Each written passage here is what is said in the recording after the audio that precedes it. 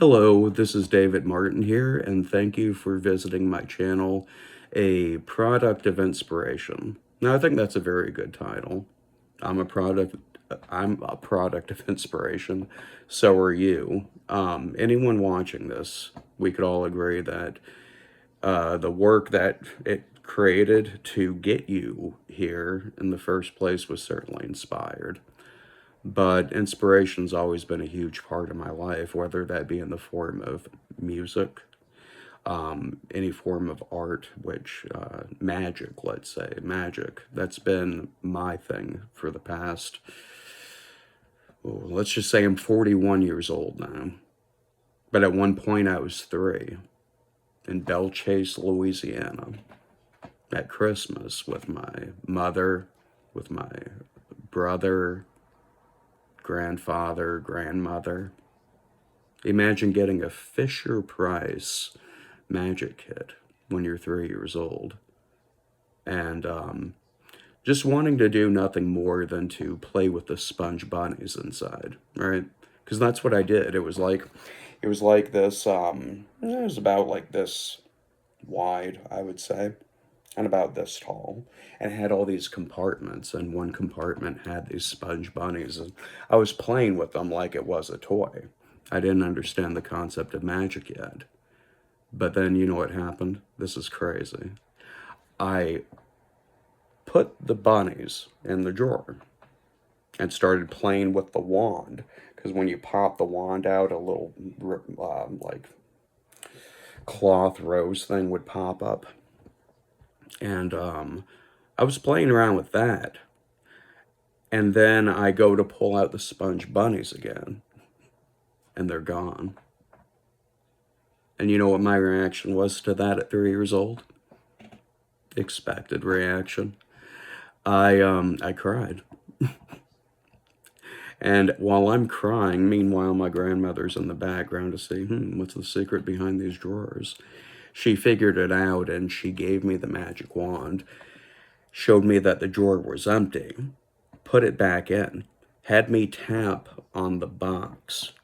I forget how many times she had me tap, but then she pulled the drawer out and the bunnies were back. And she says, now you see that's magic.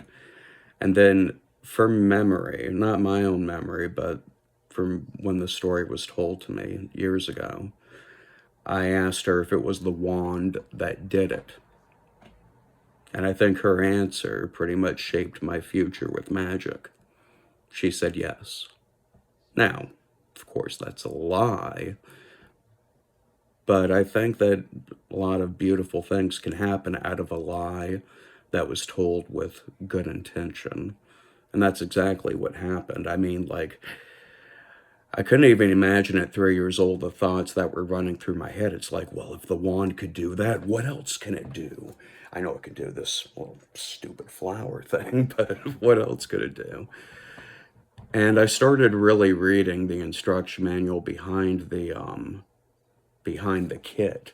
And at one point, I did perform a show with the kit. I used that same kit up until I was 7 years old, performing like cups and balls, and still one of my favorite card tricks to do called You Do As I Do. That's a great plot in card magic. And one of these days, I want to try to create my own plot, my own You Do As I Do plot with that. I have my own color changing deck that I hope to show you in the future. The reason why I'm not right now, or anytime soon until I get some word back, is because I am shopping it around to see if anybody would be interested in publishing it. But when I do know that that this trick is in fact mine, fact check it, make sure that this wasn't published in the, I don't know, 1910s somewhere. I'll I'll get back to you guys though to let you know that. I hope that this turns into a great community where we could talk openly about magic. And also, I'm going to tag in the video some words concerning RPGs, specifically one of my favorite ones, Tunnels and Trolls. It's through playing this RPG, Solitaire, for about 6 years that I began to really take an interest in the thought of developing characters, avatars that you play as. In my next video, I'll talk about how something came about from just making up a character for a Tunnels and Trolls variation called the Lovecraft variant, which originally enough was the first Lovecraftian role-playing game ever produced. That was back in 1976 when the Lovecraft variant was made. But it was, I think, 1975 when the first edition of Tunnels and Trolls was made. I owned the deluxe copy myself. I was lucky enough to get one of those in hardcover book format, but I do know that they're still available through DriveThruRPG. If there's any magicians out there in the future that have been considering playing a role-playing game, I can turn you on to some really simple ones that'll get you playing right away. And yes, Tunnels and Trolls is one of them. I'm able to explain the system in a way, I feel, as though we could get you right playing. I could talk about, in the future, concepts on, like, shortcuts you could take when creating a character, tools that are out there to help you create a character. Anyway, I'm rambling at this point, but before I leave you, expect a magic trick in my next video.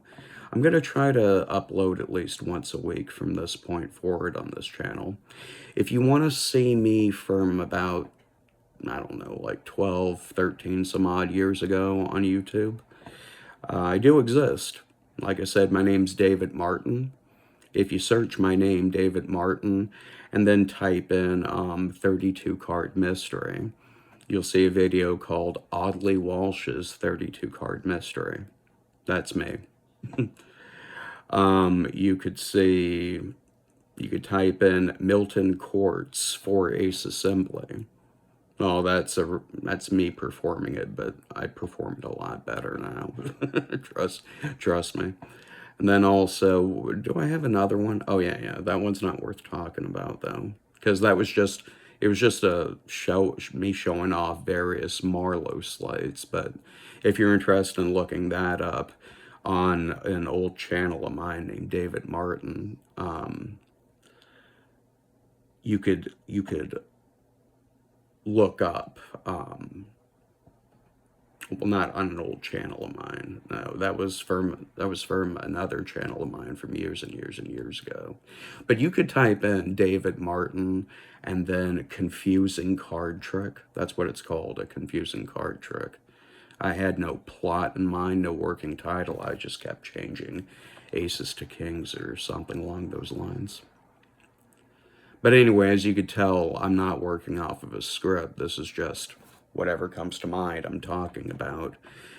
I think in the future, I don't think in the future, in the, like this, not distant future, but what am I trying to say? Near. I don't know why I had trouble saying that word. In the near future, I'm going to try to learn some video editing. That'll be fun. But this will be, what you see behind you right now is just in my dining room area. This is what it looks like. And for the foreseeable future, this will be the format. And this will be my location simply because I am living in a house right now that is not mine. And I just can't record anywhere I want willy-nilly. So, anyway, I wanted to leave you with a few things, though. Just some memorabilia here. Well, the first one's memorabilia. So this is one of my favorite books right here. I'm going to show it off in all of its glory. This is called The Greater Artful Dodges by John Rockerbomber. And well, let me show you what makes this special for me. Look how old this autograph is. All right. And on the autograph it says, "For David, subtlety trumps sleights. Keep the face." keep the faith. Best, John Rocker Bomber, June 2008. I am one out of many people that are lucky enough to consider John Rocker Bomber a friend. He passed away last year, and it still feels weird knowing that he's gone. He was a mentor to a dear friend of mine named Steve Reynolds.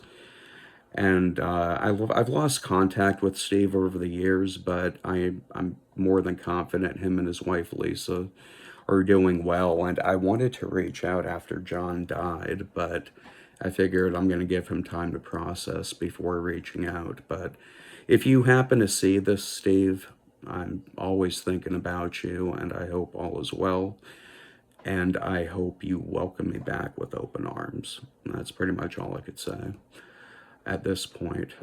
But for what it's worth, I do still consider you a friend, and like you, I'm missing John a lot. He was invaluable to not just me and you, but to a lot of people. He had a beautiful mind and a beautiful way of thinking. That's one of the relics from my past, but so is this. This is the game I was telling you about, Tunnels and Trolls, Deluxe Tunnels and Trolls. In the future, if you guys want me to talk about it, I'm very passionate about the game. This is a fantasy role-playing game, but the beautiful thing about this is you could play it in whatever genre you want. Like if you want to play a cyberpunk game, with a few modifications you can using this system. It's fantastic. And like I said, I'm playing the Lovecraft variant right now as a hitman, if that sounds interesting. It takes place in a fictional city called Arkham, but rather than have it take place in the 1920s, I'm having it take place in modern day, and it's been interesting. I'm creating a story as I play. But anyway, I'm going to stop the video here, tag this up, and I'm curious what you guys think of the video. If you guys want to see more from me in the future, what do you guys want to see? Do you guys want to focus on both RPGs and Magic? Do you guys want to focus on just Magic? I just don't want to be a channel that is just popping out trick after trick after trick after trick, you know? Because I have work that's original with me too. It's just a question of, will I be able to show you what I want to show you due to the possibility of it getting published in the future. That sort of thing. But anyway, I'll talk to you guys later. I hope we could grow a nice community here, and we could just, you know, shoot the breeze. Talk Magic, talk games, whatever. But, I'd like to know down in the comments section of the video too, what hobbies in life or what activities do you do besides Magic that inspire you and fuel your Magic creativity? I'm curious to know, and I look forward to speaking with everybody soon. Have a great day, guys. Bye.